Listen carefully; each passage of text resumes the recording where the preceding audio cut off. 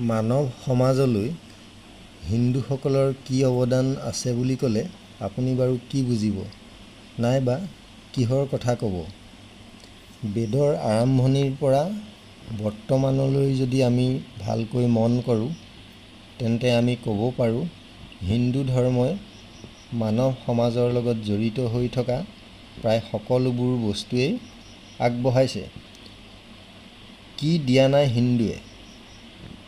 জ্ঞান, বিজ্ঞান, নৈতিকতাৰ লগতে মানৱ জীৱনৰ সৰ্বাংগীন বিকাশৰ বাবে প্ৰয়োজনীয় দিশৰ সন্ধান যে হিন্দুৱে দিছিল, তাত সন্দেহ নাই।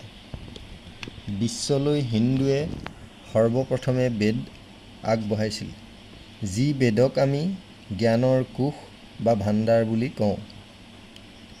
ভাষাৰ দৃষ্টিভংগীৰে যদি চোৱা যায়, বিশ্বৰ প্ৰাচীনতম ভাষা সংস্কৃত আৰু সংস্কৃত ব্যাকৰণ, যি ব্যাকৰণ প্ৰাচীন আৰু সমৃদ্ধিশালী।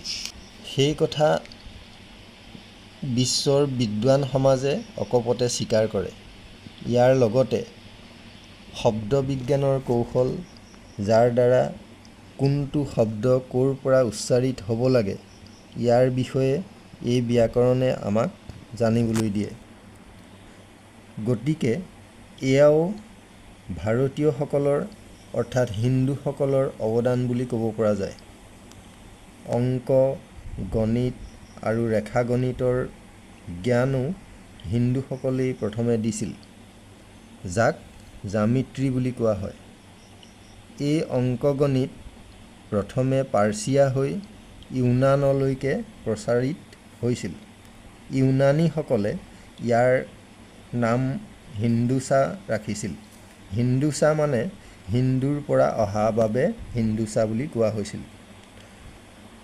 শব্দৰ ওপৰত ৰেখা আৰু অংক দুয়োটাই বিশ্বৰ মানৱ সমাজলৈ হিন্দুসকলে আগবঢ়াইছিল।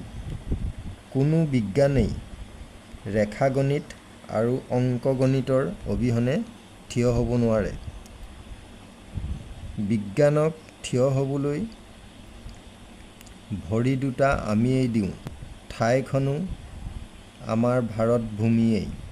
গতিকে বিশ্বখনলৈ হিন্দুৰ অৱদানৰ কথা কৈ শেষ কৰিব নোৱাৰি। সেয়েহে হিন্দুসকলৰ ইমানখিনি অৱদান আমি কেতিয়াও ওলাই কৰিব নোৱাৰোঁ। সেয়েহে আমি এজন ভাৰতীয় হোৱাৰ লগতে এজন হিন্দু হোৱাৰো গৌৰৱ কৰিব পাৰোঁ, নহয় জানো? ধন্যবাদ।